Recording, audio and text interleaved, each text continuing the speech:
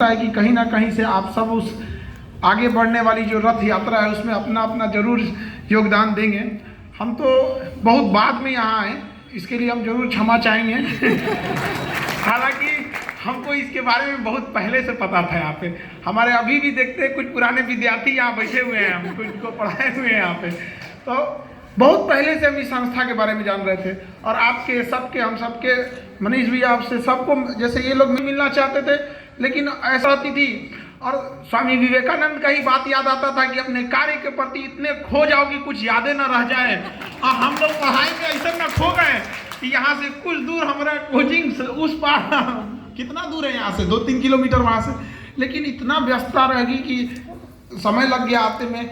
लेकिन खैर आप लोग ऐसे आप लोग के जो स्लम एरियाज में आप पढ़ाते रहते हैं, ये सब चीज़ हम लोग को बहुत पता रहती थी। क्योंकि हमारे पास जो बच्चे आते थे जो क्लास में बच्चों को पढ़ाते थे, तो वो हमसे कहते सर ये क्लास मेरा छूट गया, थोड़ा एक बार दोबारा समझा दी। तो उसको एक डांटे हमको, तो छूट कैसे गया? कहा सर उस दिन हम स्लम में गए थे पढ़ाने के लिए, तो वहाँ थोड़ा सा कुछ बच्चे थे, उनको पढ़ाते पढ़ाते मेरा लेट हो गया। तो सोचिए एक छोटे बच्चों के अंदर कितना उत्साह है पढ़ाने के लिए, जहाँ हम हर इंसान की अपनी अपनी एक पहुँच होती है। तो हमको लगता है जहाँ ये गायत्री परिवार शिक्षा को लेके पहुँच पा रहा है, वहाँ शायद कोई ना पहुँच पाए। उस एरिया में जिनको सब लोग छोड़ देते हैं, पढ़ने वाले लोगों के लिए जिनके पास पैसे हैं, धन दौलत है, बैकग्राउंड ठीक है, उनके लिए तो सब हो जाते हैं। लेकिन जो एकदम समाज में दबे कुचले लोग हैं, उनके लिए गायत्री परिवार है। तो आप सब कहीं ना कहीं स्वामी विवेकानंद के उस अधूरे सपने को पूरा करने में लगे हुए हैं यहाँ पर। और यहाँ हम इस पूरे व्यवस्था को एक बार दोबारा धन्यवाद जरूर कहेंगे।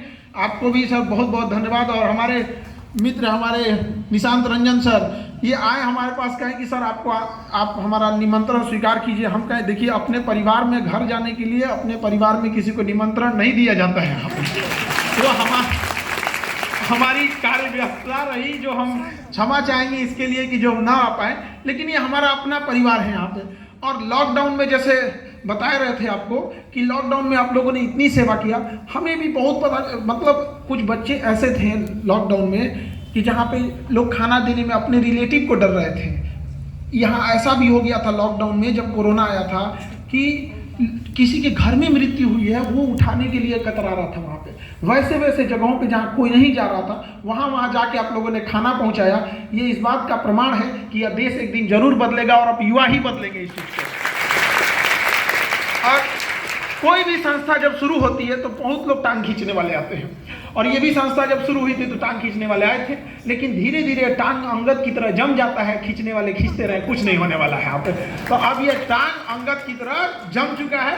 अब जो इस टांग को अब कोई कुछ नहीं बिगाड़ सकता इस संस्था को बस। लेकिन कोई भी संस्था खास करके जो शिक्षा से जुड़ी होती है वो तभी आगे बढ़ सकती है जिसमें उस संस्था से जुड़े लोग जब संस्कार वाले हों, अध्यात्म से जुड़े हों, अपने काम के प्रति ईमानदार से हों।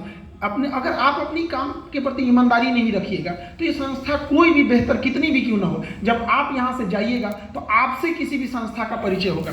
IIT, IIM, एम्स, इन संस्थाओं को किसने आगे ले गए? वहाँ पे पढ़ने वाले विद्यार्थी, वो लोग आगे ले गए। तो इस संस्था को भी कौन ले जाएगा? आप लोग ही लेके जाएंगे। इस देश को भी कौन लेके जाएगा? आप लोग ही लेके जाएंगे यहाँ पर। और युवाओं के पास अथाह शक्ति होती है और आप लोग बस उसको सदुपयोग में लगाइए। और देखिए स्वामी विवेकानंद की बातों को अगर आप गहराई से देखेंगे तो वो निरंतरता आगे बढ़ने के लिए कहते थे कि तुम दौड़ो, नहीं दौड़ सकते हो तो चलो, नहीं चल सकते हो तो रेंगो, कुछ भी करो लेकिन रुको नहीं। रुकने का ही दूसरा नाम मृत्यु होता है। तो आपको किसी भी क्षण रुकना नहीं होता है। आजकल युवा लोग होते हैं पढ़ाई के प्रति, देखिए आपका एक जिम्मेदारी है पढ़ाई के प्रति भी। यहाँ जो आपको अध्यात्म मिलता है वो एक ऐसी चीज है जो आपको यूनिवर्सिटीज में, कॉलेज में या हम लोग के शायद वो चीज ना मिले आप लोग को, क्योंकि हम लोग का अपना सिलेबस होता है, हमारी अपनी मजबूरी है। लेकिन वो जो कमी रह जाती थी संस्कार शालाओं में आके आप लोग को, ये एक सौभाग्य आप लोग का जो आप लोग को यहाँ मिलता है। इसका सदुपयोग कीजिए और इसको दिनचर्या में अपनाइए। जैसे कहते हैं कि एरिया में जो गरीब बच्चे हैं जो नहीं पढ़ सकते उन्हें पढ़ाइए। देखिए पढ़ाने का सबसे बड़ा फायदा क्या होता है ना,